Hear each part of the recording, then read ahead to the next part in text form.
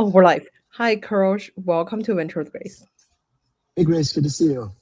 To start the show, I would love for the audience to get to know you a little bit more. So, you started your career as a research associate at an investment firm, and then later on, you have worked at in the business development world in different companies, as well as like VC firms. And then maybe we could talk about like the core lessons that you learned early on in your career, kind of like before you co-founded Laurel.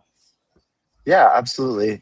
I can I can share a couple of stories with you, and there's one that comes to mind that I think would be maybe a value for everybody listening. So, I remember when I was going back to when I was 20 years old, because I remember I was not of drinking age. I moved to Seattle and I had an internship with as a credit analyst at Wells Fargo. So very exciting time for me. Got a job, in Seattle. Moved up there, and when I learned what the job was, I was analyzing loans that had been made on commercial real estate properties. I had no idea what I was doing. I was learning on the fly, but I was spending 10 hours a day, 12 hours a day running through these Excel performas, making an assessment on were these good loans or bad loans. And something felt a little off to me of why would an intern be doing this work that seems so important. And sure enough, a couple years later, 08, 09, the crash happened. And I think the lesson that I learned from that was to trust your gut and first principles. And when something seems slightly off, even if you're new to a job, even if you are learning, which you should always be learning, don't be afraid to take a step back and look at the bigger picture. And that moment really stuck with me. And then another moment happened very recently last year where my wife had a health issue and we got the opinion of several of the best doctors in the world. And it was not until we saw the third doctor when we met him that he pulled up the scan and he looked at it and he said, And I said, what does that look on your face? What was that? What was that about? And he said, I try not to read all of the notes coming in because I want to form a first principles judgment on what I see myself. And it turned out that he ended up being right on what the diagnosis was. And every other doctor, not to their fault, had been wrong about what they had seen. But it reminded me again of that moment of being able to look at data clear eyed, not be biased to what you interpret, and really be able to take an independent stance on what your conclusion is. I think that's really important in work and in life. Wow. Oh my God. First of all, I hope your wife is okay right now. Um, She's doing yeah. great.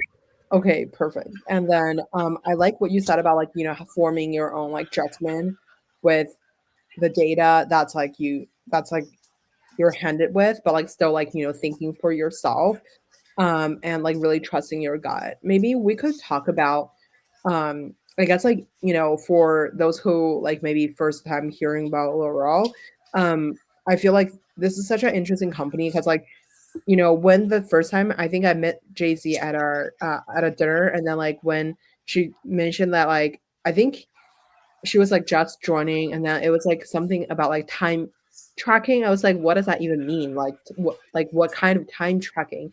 And then I dived deeper into it, so it's kind of like essentially, you guys help lawyers because Ryan was a lawyer, so he have to track all these different times as like a person working in the legal industry, right? So I guess like what are some insights that you guys kind of found at the beginning that like this is like something that's actually going to be like $1 billion business? And then also like, from the data perspective, I know that you guys are collecting a lot of different data from different law firms to like, nowadays like branching out to different companies. Maybe we could talk about like, from the business end, like, how did it kind of evolved since you were the COO and then now you're running growth and partnerships. Maybe we could start with like, how did the business kind of evolved from like a time tracking company to, I guess, like a data company basically. Yeah, absolutely. And that was a great overview. To describe to the viewers what Laurel does, we were the first company in the world that applied AI to understanding the way that knowledge workers spend time.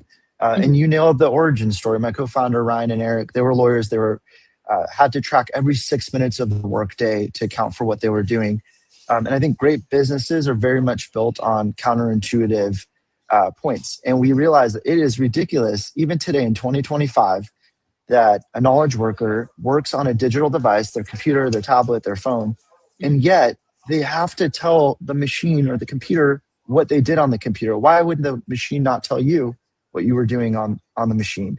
And that just seemed crazy to us. And so we set out to become the first company to apply AI to being able to understand what knowledge workers are doing on any digital device to be able to recount their workday for them.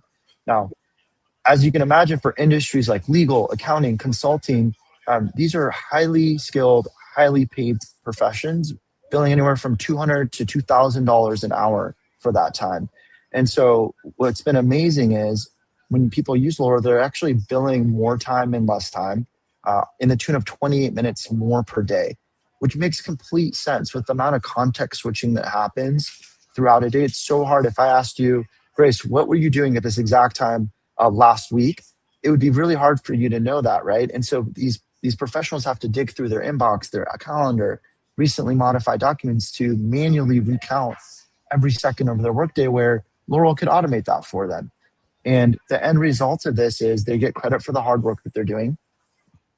We're creating really clean billing descriptions so that when the clients get their invoices, it's very descriptive in exactly the way that the clients want to get their bills. And as a result, it's actually driving up the realization rates and the speed by which these large institutions can collect their bills because of the friction that we're removing between them and their customers. And so it's been a huge win-win in phase one, solving time. That was really our it's always been our phase one goal, was automate time for the knowledge worker and do that across every industry. Start with time and materials based industries because they bill for their time. So they need this more than anyone. But eventually, I hope that we can help any knowledge worker really own their time and be able to spend it with intent by bringing visibility into where that time's going.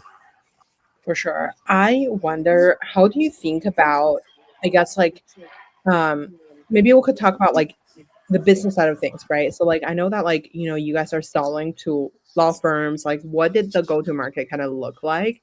And then like why wouldn't they use something like a time tracker? I think like, Upwork or like all these like different like, I guess like freelancing products have some sort of like aspect of like people like just like time tracking. I'm sure there's like other time tracking tools like, how are you guys doing differently from the product level to like sales level in terms of like, go to market at the beginning? How like what kind of benchmark do you kind of benchmark yourself to get like, I guess get the company going to, raise the first round of funding? By the way, a shout out to the LinkedIn user. I don't know who you are, but like great that you commented. Okay, sorry. Yeah, so the tools that you're mentioning, they've existed for a long time, and think of them as timers, and you can literally start and stop a timer. But that's still a massive cognitive load. And the truth is people forget to stop those timers or to start them. And it's a huge pain point. And so with the way that we built our system, we want to disassociate the human from even thinking about tracking the time. If I'm sending an email and then we jump on this live stream and then we follow up and we have a conversation afterwards about it, I want the machine to understand that those activities were related, that they were all related to your live stream and your podcast, and that we can group them together and give you the total increment. And so it removes that cognitive load of having to even think about your time, and it lets the machine display that back to you. Well, the challenge of selling into professional services firms is you have to be enterprise grade. The amount of sensitive data that our clients touch, it's some of the most private sensitive data that exists in the world. And so it took us many years to be able to invest in and build the product the right way to not be a consumer product. We've always been enterprise first. So whether that's encryption, BYOK, data regionalization, so on and so forth, these things have been very important to our customer base. And we've been focusing on the innovation and the AI technology, at the same time, never losing sight of the importance of being an enterprise company, because without one or the other, you cannot truly win the market. And so that's been a really key area of emphasis for us. I wonder, so I guess like what is a maybe we could talk about like how do you guys get the first customer, and then what were their original like reaction to it? Yeah, it's a beautiful story. So in 2017, before legal tech was I as hot think. of a segment as it is now, uh, there was the first of its kind legal tech accelerator that launched in London. And Mm, shout out to Nick West, the chief strategy officer of Mishkandarea, for having the vision for creating this program. And companies from all around the world applied, and we'd heard about it. And we were unsure if it was worth the time. I mean, we were living in Berkeley and San Francisco, starting the business, and we were unsure, does it make sense to go to London? And I remember talking to Ryan and Eric about it. And we asked ourselves like the night before, the couple of days before the interview, should we do this? And we happened to be with Ryan's dad. And he said, look, if you're going to do it right and get on a plane and show up and you nail that interview. And so that's exactly what Ryan did. He got on a plane, he flew to London, he pitched the next day, and we got accepted into this program. What's amazing is that summer ended up really being the summer that Laurel became the company that it is today. So we, on 4 or 5 days' notice, packed our bags and moved out to London.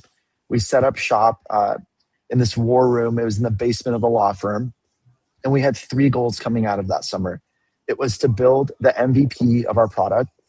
It was to raise our first funding. And it was to get our first customer. And that was the mission that we were on. And so we set off to accomplish that. And then the team split to divide and conquer. I was out in London. Eric and Ryan were going back and forth, and we stood up an army of interns at UC Berkeley that started helping us build.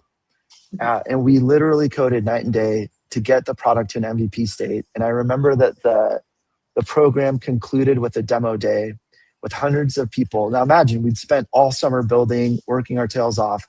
And the conclusion of this was this one moment where we had to get on stage to do a live demo. And for our demo at the time, it was in the tune of sending an email, placing a phone call, and doing research, and then opening Laurel and having all of that work to the second appear. And I think the interns had pulled like 2 all-nighters the night before, and we had something like a 50% success rate of this working. Sometimes it would appear, sometimes it would be delayed. And again, we had to make a decision. And it was, are we going to do the live demo and go for it? Or are we going to do a mock-up? And I'll never forget when we were on stage, we did the demo, and our engineer, Matt, loaded up the program and he hit refresh. And I couldn't see the screen behind me. And I was praying to God that those activities would populate. And I just saw him smile from ear to ear. And that's when I knew it worked. And it was that magic moment for the audience.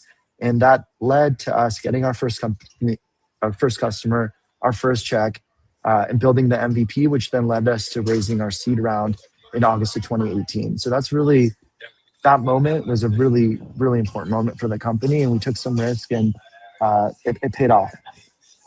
For sure. I wanted to know more about like I guess like when you guys like flew to London, like first of all, how do you meet your co-founders? And then I guess like how do you have like so much like I guess like one the other part is like, everybody have the conviction to move across the country together, and like what was like everybody's kind of like state, because I feel like I feel like when I got older, this is like a lot harder to achieve than like, when you're just yourself, like, do these kind of like very spontaneous like commitment to a business. Like, so I guess maybe we could start with like, how did you guys all meet with each other, and then who was doing what, and then like how do you guys kind of like function from like a life perspective to like actually get the company started going.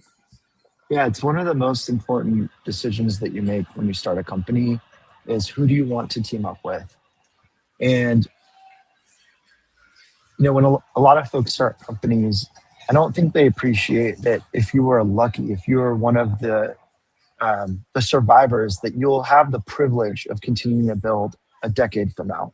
And most companies will never get there. But it's not a 1 or 2 year journey. It's a multi-year journey. And what I can tell you is that the company idea may change, your role will change, the vision may change. But what doesn't change is who you chose to team up with to build. Your life will change. You'll go through many ups and downs personally through that period.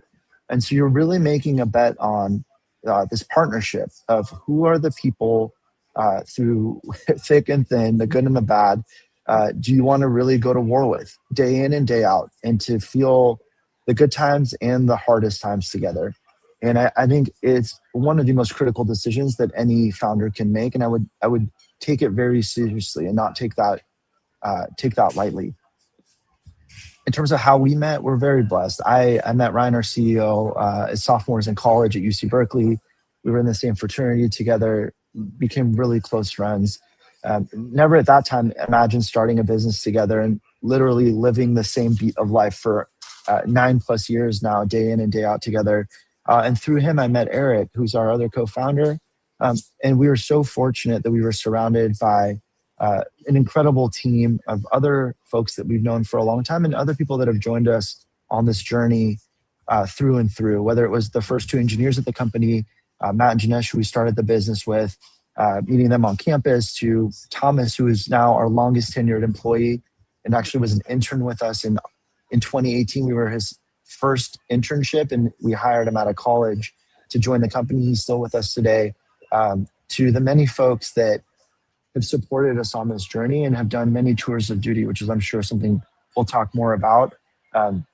This has been a process to get to where we're at, and it wouldn't have happened without all the great people that have helped push this company forward.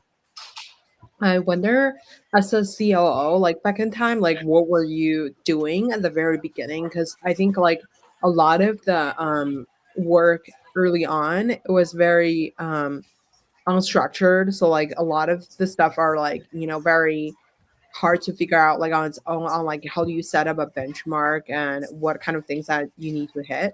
And like when you guys were selling to the law firm, building the first version of the product, at what point do you um I guess like started scaling, since like nowadays you're running partnerships and growth, like, can you share more about like how did you guys kind of grew the company from like a seed stage company to now like a Series C stage? Yeah. And by the way, on the titles piece, I think titles are such a silly thing. And I would encourage everyone that's starting a company to keep it as simple as possible, to create space to operate across many domains, because as a founder, that is what is expected of you. And so all of us have worn so many hats through the journey of the company. Whereas in the early days, I was focused on operations, which was people, talent, finance. That then led to the next phase of the business, where I led the sales organization for 2 years in a founders led sales motion, where we had a very small team. And then we were selling ourselves and working deals and all hand in hand growing the revenue of the business. What's amazing is that what it will take to build any business. But then there's a point in which you earn the right to move out of that motion and to really scale. And that's exactly what you just referred to. So as we raised our $100 million Series C a quarter or so ago, we earned the right to bring on Emil as our new sales leader. He's very accomplished, has led sales at many great organizations.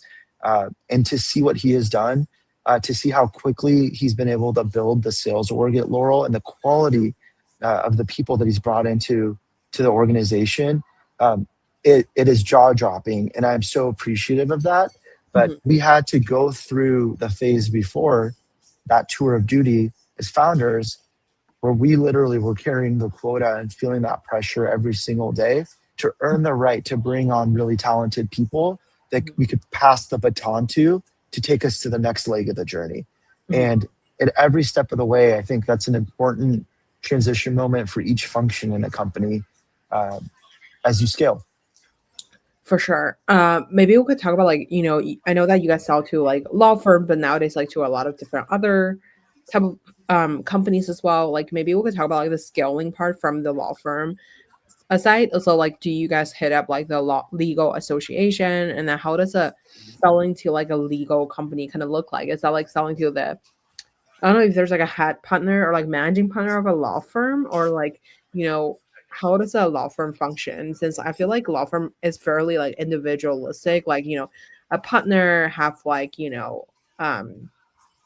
some sort of like control on like who to use what, and then like how do you guys kind of like land and expand into like, multiple different partners, or And then I guess like in terms of like profit margin, like how do you think about um like I guess like what does a unit economic look like to sell to law firm? Because obviously nowadays, like, you see like GCAI just raised a new run and like, Audia, like it's like and then like, obviously Harvey and like everybody like who is building in the legal space are raising like mega runs. How does like the unit economic kind of look like in this domain in general? Yeah, I'll take that. I'll take that a piece at a time in terms of the questions. I think selling into professional services is it's quite unique. We've learned a lot about it. When you sell into corporations, there's a clearer hierarchy in terms of function owners, decision makers. When you sell into professional services organizations, it's a partnership structure. That means the partners are the equity holders. They are the owners of the firm. And so what's really important is appreciating that when you're asking for a budget, you're literally taking money out of the equity holders' pockets to invest in technology, and so you better have a good reason and a good product that you're proposing to them. Um, so that leads to really unique selling processes in which you're engaging with functional owners such as the CFO, the CTO, the CIO, the Chief Information Security Officer. Those are the guardians that have to understand and approve your technology. But at the end of the day, the financial decision is made by the partnership group. And it can often be an AI committee or an executive management committee who makes the decision on behalf of all of the other equity holders. And my recommendation to anyone selling into this structure is, as hard as it may be, make sure that you can engage that partnership group as early and often as possible in your process so that they come along for the ride. Because there's a lot of complexity to educating people on a new way of doing things. And if you can start that process early, you'll be in better shape. In terms of the economics, Grace, that you touched on, I think a few things about Laurel are interesting. There's so many AI companies that are evolving what we will call the practice of law or the practice of accounting, the way that the core work is done. And they are improving efficiency or bringing automation and just fundamentally changing the way that you lawyer or the way that you do a tax return or an audit, so on and so forth. For us, we've focused on the business of law, meaning the operational backbone of the firm. How do we make that better? How do we make an administrative task that you don't get paid to do, yet is the most important thing that you do if you want to get paid? How do we make that go away? And our economics are simple. Our users bill, on average, an extra half hour a day. Mm-hmm. Now, that's 2.5 hours a week. If you're billing at even $400 an hour, it's $1,000 a week per user of additional revenue that our company can generate. All for making timesheets more accurate, making sure that things were not forgotten that should appear on a timesheet. And that is it puts us in a very privileged position to be able to deliver that type of value to our customers. Mm-hmm. And so instead of being a cost center, Laurel is in fact becoming a profit center for our entire customer base around the world. And that's an amazing place to be as an AI company. I wonder, so like, do you want to do a product demo on how it works? I do. I don't actually have my, let me see if I can load it up actually. Yeah, I always love to demo, but let me load that up. I wasn't planning on doing that. So if you give me a second, I can sign in. of course. I have the this open, which is like the actual website. But if you have a demo, you can also share a screen. It's kind of similar to Zoom. Yeah, give me a sec. Are you able to see me right now? I can see you, but I can't see the screen. Okay, give me 1 second. I'm just signing into Laurel, and then we can give this a go. I think it'll really help to show the users what we built. It'll make a lot more sense. For sure. And how are we doing on time? I think we're good. So it's gonna be like 30 more minutes. Is that okay? Yeah, I probably just need 5 minutes for the demo. So let me jump in and I can. What I'll do is I'll do a really quick flash demo. Give me 1 second here. Wait. All right, let me share my screen.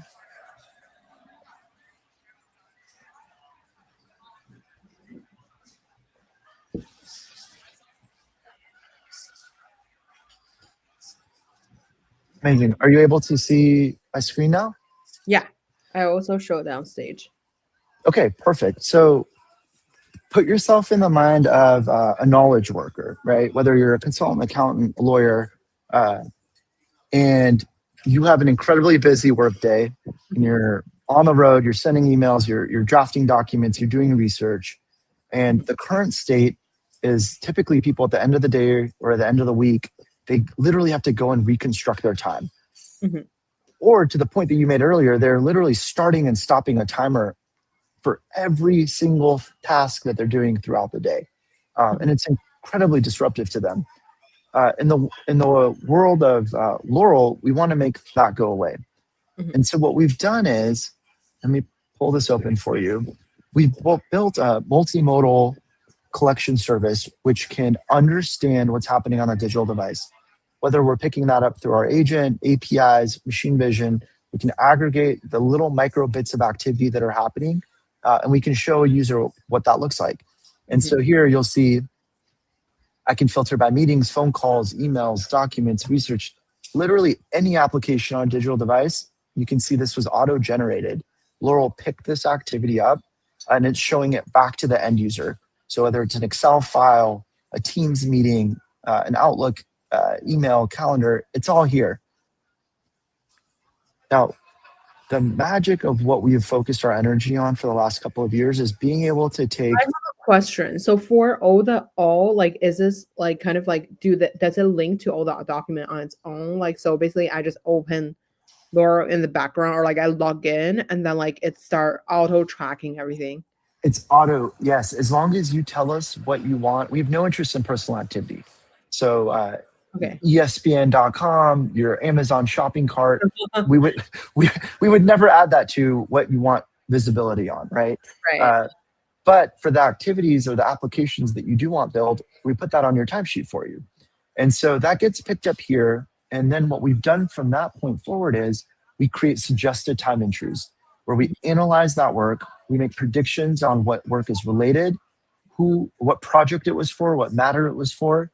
We know to the second how long you spent doing it, and we can make predictions on code set. So as an example here, we can select this group, and you can see there are a few activities below it that we've made a prediction. And when I hit create entry, you're going to see Laurel take raw activity and generate a fully completed time entries for a user to review. Mm-hmm. And so here are the activities. Here's the client. We totaled the time, and then we wrote a description for the user. If that looks good, a user can just save that, and they can literally go to the next entry, and they can just do that again, and they can create the entry, and Laurel's going to regenerate that entry for them. Mm-hmm. And I have full editing rights. I can change the durations here. If I change the descriptions, I'll show you something that's really interesting. Mm-hmm. In real time, Laurel runs that against a rule set that the firm may have around billing rules. Some clients don't want certain types of activities to get billed. What Laurel does is it runs a compliance check, and it will tell you your punctuation's inaccurate. You're combining descriptions in a way that your customer doesn't want. They want you to separate these entries out. And so very quickly you can improve with the Laurel writer. It'll redraft the entry for you. If you like the proposal the draft that it put in front of you, you can go ahead and you can save it. And now we'll go ahead and save that entry. And we literally can do one-click entry creation where my timesheet is being fully populated with just a couple of clicks. And in 3 to 5 minutes a day, I'll show you what we just did here. We just built 11.6 hours of work in just 2-3 minutes together. And the beauty of it is when I go back to my activity panel, it's showing me that I did 2 other activities here that I forgot to bill for. That's the key. That's the part where the human mind cannot comprehend through the many different touch points on a digital device. And so I had a Zoom meeting and I had some research. I'm going to go ahead and assign that to this client. It'll regenerate my time entry for me. And I'll go ahead and I'll save that. And I'm done. I just created an entire worksheet or a timesheet for my entire day in a matter of minutes. So I love that. That's it. It's as simple as that. It's supposed to feel simple, even though what it took to get to this level of simplicity was incredibly complex for us. What would you say was like the most difficult part to get this done? Yeah, it was understanding human nature and change management, uh, we initially built for the most automated workflow, which is what I showed you. Mhm. And it was a humbling experience. As we would go to large organizations of 1,000+ timekeepers, we started learning different persona types of the way that people interact with their timesheet. And we did not appreciate how personal it is for the way that people do their time. There's an art and a science to it. And so what we learned to do in the product was meet users where they're at. And so you notice how I could collapse some of the automation if I didn't want to use it. You can still create time manually in Laurel the way that you've always done it. You can still start and stop timers the way that you described, right? Like a toggle, let's say. But the automation experience is always there and it's sort of winking at you. And over time, we find that our users gravitate towards that. And so one of the biggest learnings was meet users where they're at, do not force a workflow on them, but build technology that's so simple, so intuitive that they will naturally gravitate towards the automation experience.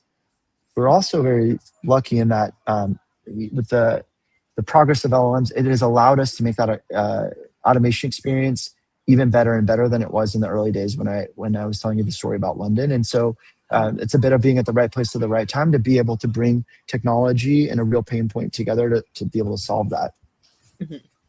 I wonder, so like when you guys were, I guess another question is like, what if you are doing, like you mentioned, like in the ESPN or like Amazon shopping cart or something, like at those times, like do they just stop or like do they just like, if it's like, let's say under 2 minutes, like you can still like count it as like an active working session or like how do you like kind of like spot these like moment that like people going to the bathroom or like doing some sort of like a coffee break or something. Yeah, we get asked this. There was a lawyer that, we're at the end of the pitch and we're sitting in the room. He's like, well, what if I'm thinking about a matter in the shower? How are you going to know that? And we said, well, of course, we put a chip in your head. It's part of the implementation.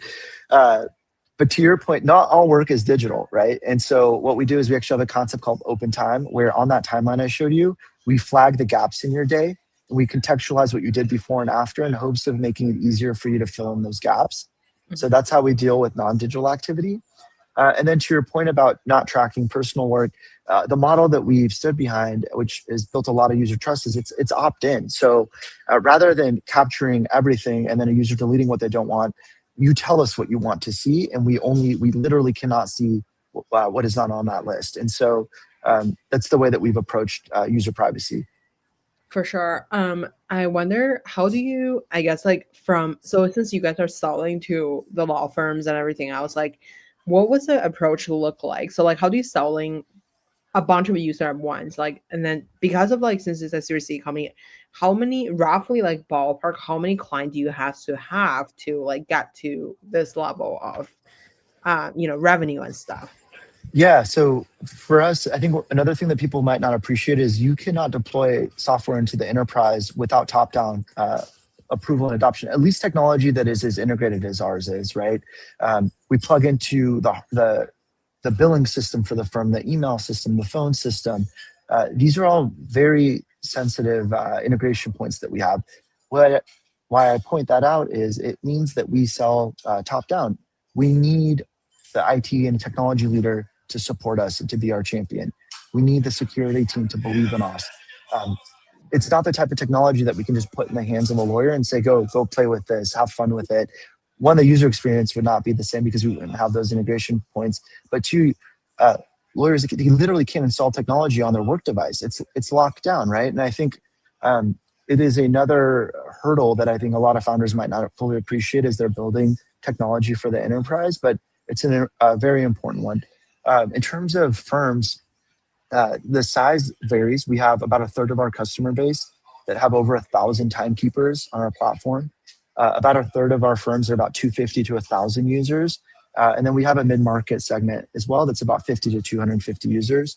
And globally, I think we're close to 125, 150 firms now that are on the platform. And we've been growing about 300% revenue year over year for the last 2 to 3 years, which has been exceptional.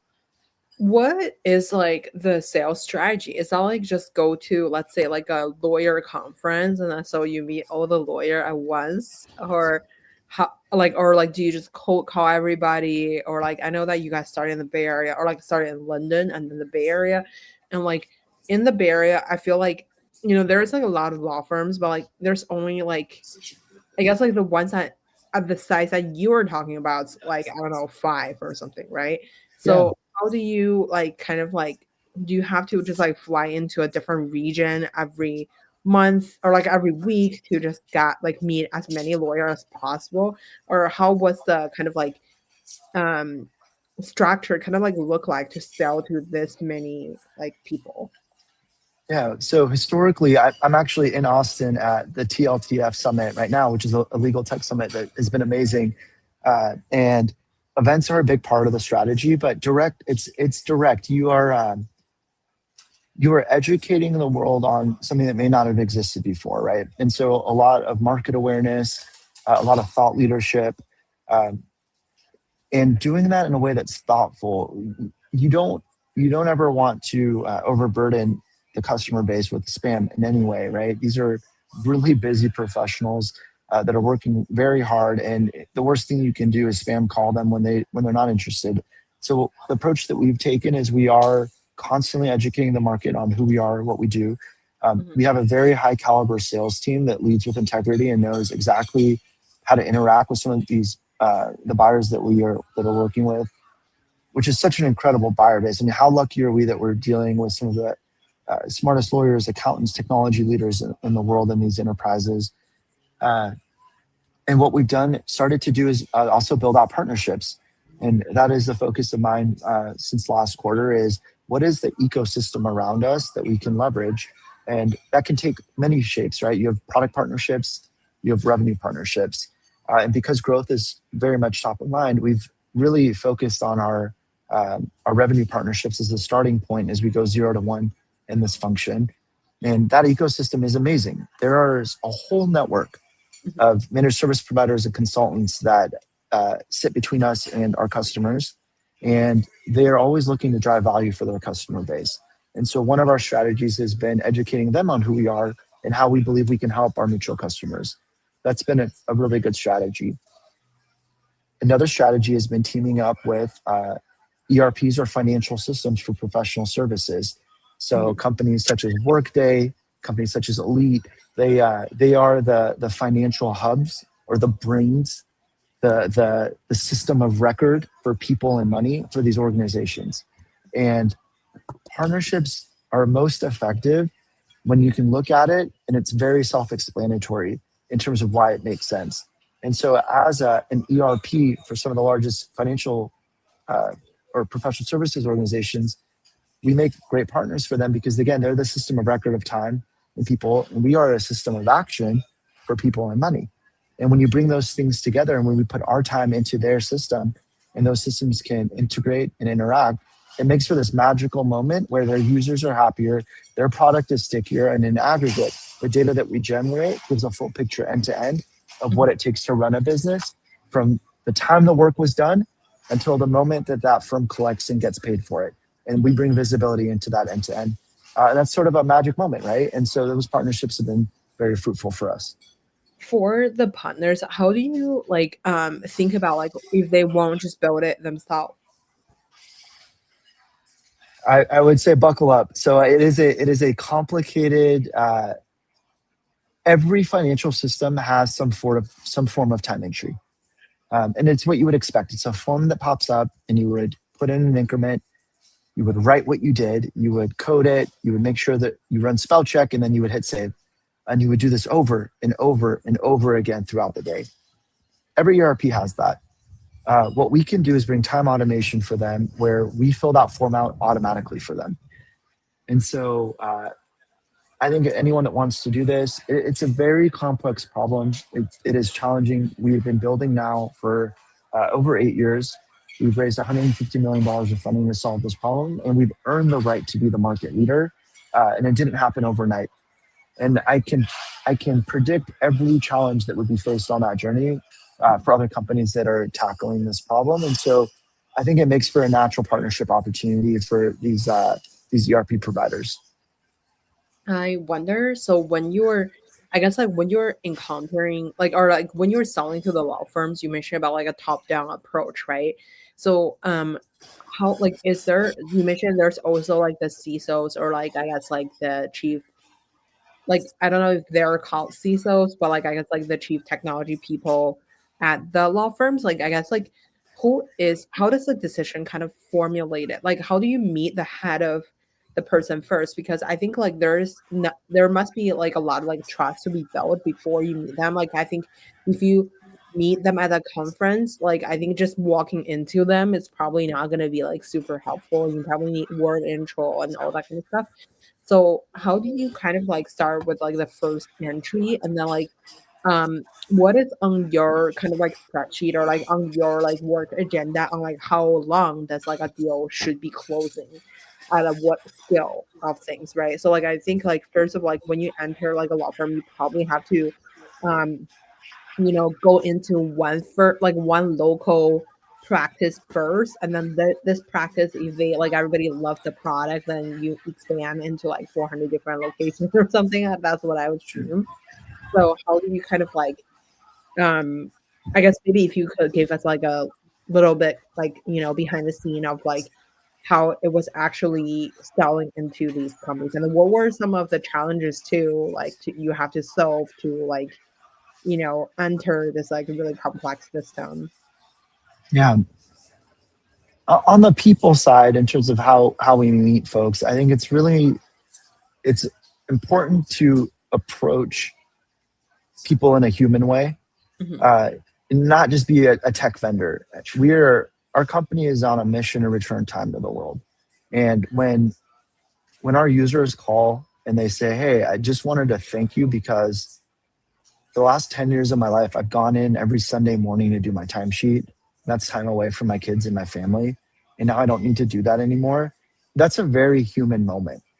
And so, in this very noisy environment we're in with AI everywhere, I think being able to connect with people on a human level and say, "Hey, this is what we do. I don't know if it's for you, but I think this is what the pain point we can solve for you. Now, are you interested in learning more about it?" I think that's how I would approach the human interaction side of it. That's really important. In terms of the selling motion, it is an enterprise sales motion. And again, uh, many stakeholders are involved. Mhm. And we try to be very proactive with setting the process and being able to define what that is. Uh, Having a point of opinion, a hypothesis on the current state that these firms are in. We've now talked to thousands of firms. We know the pain points that exist, and we have a very strong perspective on how a future state can look and why Laurel can get them from where they're at and where things have historically been done, the way that they've been done, to the future state. And I think when you can, with credibility, present that back to your buyers, uh, they really appreciate that. You're taking that burden off of them and you're guiding them down a path. And in these markets that we're in, trust is everything. And you get one. It's very hard to build trust. It's very easy to lose trust. And for us, we take that very seriously. And so, social proof and having customers start to speak about the impact that we've had on them and their firm, it's been the most powerful thing that's happened for us as a company. I wonder, so like when you were building out since you mentioned that you guys just hired like a new like CRO and then like or like chief salesperson, and then like how do you I guess like what did you kind of like learned from like the newer version of the sales system after like Series C versus like the Yeah. earlier stage? How do you guys kind of build out a system to like consistently sell to more people or expand? Yeah, there's a time and a place for everything. And often during the founder led sales process, you are moving 100 miles an hour. Your process can be messy. You're not spending the time often to qualify or do discovery in the way that you should. And these were all learnings that we had. And now with Emil and the new, the expertise of Tank and Lassa and Sam and the rest of the sales team that have joined us, they are professionals. They are patient. Patience is not a skill or a virtue that many founders have. It's in fact the biggest thing that I need to work on. Personally, my wife tells me that all the time. And so does my 3-year-old. Uh, but I would say that is the biggest change that's happened is learning how to slow the process down so that you can run it more effectively, and taking the time and having the patience to deeply understand each of the needs and the scoping for our customers, and then having a very clear sales process in terms of our 3-step process of here's what we're doing next, and then we'll go here, and if it's still a fit, then we'll go here. And that structure and repeatability is the muscle that we needed to build, and we're building, but we now have the team in place that can not only stand up a world-class process but can scale it globally. And we just opened a London office. We just hired an APAC. We have customers in Australia to Canada to Europe. It has been an amazing moment for us, but that repeatability comes with building the discipline and that muscle around process. And that's the current phase that we're at. And as a company, it's been really great to see. I wonder, so like since like you guys have scaled the company from like very early on to now, like and then I feel like after Series C, it's safe, like it's basically safe. So like I guess like how do you think about the scaling process as an organization from like the three of you in like the Linden basement to like what it is today? Yeah, I was just talking to Ryan about this. As you get to this phase, um, you will always be firefighting. And as a founder, that is your forever job. Mhm. But the scale of things change such that when there is a problem or a challenge, you are no longer just thinking about how do I put that fire out? It's how do I find the right person to bring in to help me solve that problem? Mhm. And that's where your focus goes. And I think recruiting and surrounding yourself with the best of the best in each function, it's the most important thing that we can continue to do as founders of the company. And it's really the only way to continue to scale a business. I wonder since like, you talk about the partnership with Workday, like how do you identify the right person to partner with? Because I think like a lot of people, or like, especially startups, they all want to partner with like legacy or like later stage companies, and it's really hard to find. I think the biggest bottleneck is like hard to find the who is the right person to talk to, because these companies are like so big, and then they like if you even if you just like DM the CEO, like they may just like pass you to someone, but you don't really know how the organization is kind of structured and incentivize people to make a move or not. Like, how do you kind of like find the right person to communicate with and then like, showcase a value proposition and like demonstrate the potential income or money saving to these people? Yeah, it's a really great question. And I'll try to answer it maybe on a couple different altitudes. We've been blessed where we have an incredible board, and they're very supportive of us, and they're very well networked. And when we call, they always pick up the phone. And the Workday introduction actually came through our board, which was amazing. They connected us with the Workday Ventures team and their partnerships group, and Sarah and Barbary at Workday were just incredible in terms of helping us move very quickly. And they did everything that they promised they would do in terms of driving the partnership forward for us. But it's around strategic alignment and understanding what is important to your partner. It goes back to slowing down to speed up. It's understanding the strategic goals of the partner and then figuring out, can you actually add value or solve that problem for them at scale? And it's the most important question to ask before you go into any partnership conversation. And from there, to your point, yeah, these are very large organizations. Uh, it's a different monster to navigate when you're working with companies that large, right? It's a different beast, and it's important to um, be very thoughtful about how hard you push, and the way that you push your process forward. You have to show maturity and patience in that process, um, and continue to deliver. One of the things that we've done today was a really great moment for us. We actually received an email this morning. We are now Workday integration certified as a platinum partner, and it was an immense amount of work that my team, our solutions engineering team, and Ed and Kim did on our side. But it was the fastest any company had done it, and it was in the most detailed, meticulous documentation that they've received. And so I guess part of my advice is when you get an opportunity to do something for a partner like Workday, do it really well and do it really fast, and step up and show them, what it means to be a company that's operating at the velocity that we are. And it was a really proud moment for us. So now we're we're certified, and that means that we can start to serve their global customer base in terms of being the AI time provider for all Workday customers, which is a really big moment for us. For sure. I guess like how do you think about the future strategy in like 2026? Because I think nowadays everybody's building AI agent. So like how do you guys think about like, automate the current like I guess the current workflow as well? Yeah. So our wedge was always time, but that leads to data and understanding the way that work is done and the way that it's produced and where the inefficiencies are in organizations. And in the current phase that we're in, we've now entered phase two of our business, which Mhm. is we are the market winner in time automation, hands down, best product in the market, enterprise grade. We've moved into being a time intelligence platform where we can now drive action from the data insights that we see. And so we've launched a product called Laurel Signal that we're taking to our customer base this quarter, and that is the next step in our journey. And what's amazing is you said it. You said there are so many AI agents and tools that are being thrown out into the world. And the unique position that we are in is we can become the source of truth and the source of measurement of the efficacy of these other AI tools, because we see the way that people use those tools, and we can see the way that work is produced and the impact these AI tools have across the board on these applications or on these enterprises. And so that's where our focus has been. And it's a very exciting opportunity for us because in many ways we'll help firms understand the ROI of the way that they're using these AI tools and if they're making their investments in the right areas. Mhm.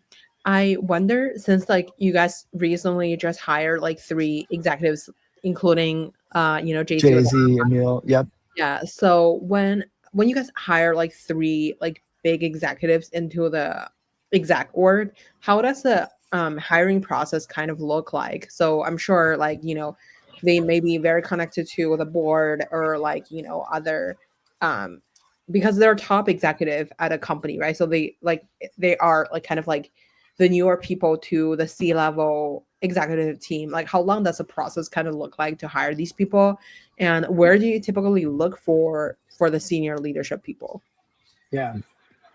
We're at a stage now where the people that are joining us to help take the company to the next level, you are looking for people that have done it before and have excelled and have a good reputation. It's such an important thing. And sometimes this can take years. You'll have a conversation with someone and it's not the right time for them.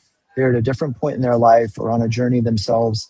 And you build that relationship going back to keeping things very human. These are not transactional moments for us. These are deep relationships that are built over time. Mhm. And I think that's a really important way to approach it.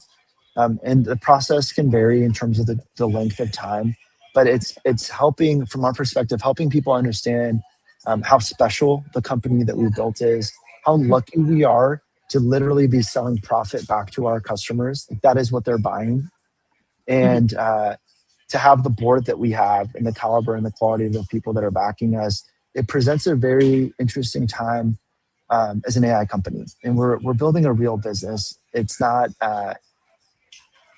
it's something that's very enduring in Mhm. terms of the company that we built. And I think a lot of folks see that potential and want to be a part of that journey.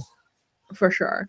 For as for the, I guess like for the CRO and for like I guess like for Jay-Z is like she has a lot of experience in like I guess like both enterprise and consumer as well as like I feel like for the CRO, like I think the problem of like hiring uh an executive from a different company is like they have to sell. Do you feel like they have to sell to like a different like the similar-ish profile of people that you're targeting selling? Or do they as long as they perform so, like, I know that, like, your CRO have sold to, um, like, L'Oreal and, these, like, kind of, like, big, like, cosmetic or, like, consumer brands, but, like, I Yeah. guess, like, exam that if they could sell your product. Yeah. I mean, it's such a good question. And I think on the sales side in particular, having familiarity with selling into professional services was really important for us. It's a different motion than selling into, let's say, YC backed tech companies. It's a completely different motion there. And luckily for us, Emil had done that. He'd sold into some of the largest professional services orgs in the world. The beauty of Jay-Z and the background that she has is yes, we are an enterprise grade company, but our end user is still a person. And that's a really important, and it is that person that we're trying to delight and bring joy to. And so we wanted to think about product building in a different way, where we're building an enterprise application that has all the enterprise grade features that you'd require. But sometimes those are just hard things to build and you just have to do them, but you know what that roadmap is. The magic lies in that user experience and delighting an end user and getting that call that says, I don't have to go in on Sundays anymore to do my timesheet. And that's what Jay-Z's bringing to the table. And so her consumer background is exactly what we need to delight our end user and the 20,000 timekeepers that are using the product today around the world. I know that like legal firm that they charge really big bills, but like for a regular person at a regular company, like I guess how do you guys emphasize on like the pricing of the product? Because I think for legal, you can charge basically quote unquote like a lot higher than a lot of these different other industries. How do you guys price a product? Yeah, we do platform pricing based on the size of the firm, and the methodology is quite simple. Just to walk through basic math, if an average user is billing a half hour a day and they bill, like we said, uh, call it $400 additional per week. When you start to scale those numbers, our typical user, we're increasing the revenue that they generate per professional anywhere from $20 to $65,000 a year per person. And so our pricing is just a model that's based on taking a fraction of that. We call it sometimes outcome-based pricing, where if we deliver the value, we measure and we report against that. It's not something that firms would want to walk away from. And so then in return, we take a fraction of that upside, and it's a massive win-win for both sides. For sure. For the, I guess like I will also want to be mindful of the time. Yeah. Maybe we'll tackle with a quick fire round. What's your favorite book? Oh, that's such a good question. My favorite book is Thoreau. Thoreau, I love all of his work in terms of, this is what I'll tell you about this. Technology is so fast paced, and I love to have solitude and peace to counterbalance that. Mhm. And so Walden Pond was a book that I read when I was younger, and it is still a book that resonates with me. And I try to get out in nature as much as I can, even if it's for a couple of hours a week or a month, just to be able to go and be still is the way that I can then move fast. And so that's a book that's had good impact on me. Got it. Who would you invite to your dinner party? Who would I invite to a dinner party? I'd love to meet Obama. He's someone that I've always admired and would love to meet at some point. Who made the biggest impact in your career? The biggest impact in my career would be my mentor that I met when I was in high school. His name is David Nuremberg. He's an incredible man, very accomplished. And when I was 16, he made a bet on me, and he gave me my first internship in finance coming out of my first year of college. And we're still in touch, and he's had a huge impact on my career. Where can we find you outside of work? Outside of work, I would be with my family and enjoying time with them. And usually, like I said, we'll be up at our cabin as much as we can get out there, just enjoying nature and being still and off of digital device. Got it. Very cool. I love that. Well, Kourosh, thank you so much for coming on the show today. It was such a fun conversation about everything legal tech / time tracking. Yeah, Grace, thank you for having me. Really enjoyed the conversation and hope we can catch up again soon. For sure. Let me quickly Okay. end the stream. One sec.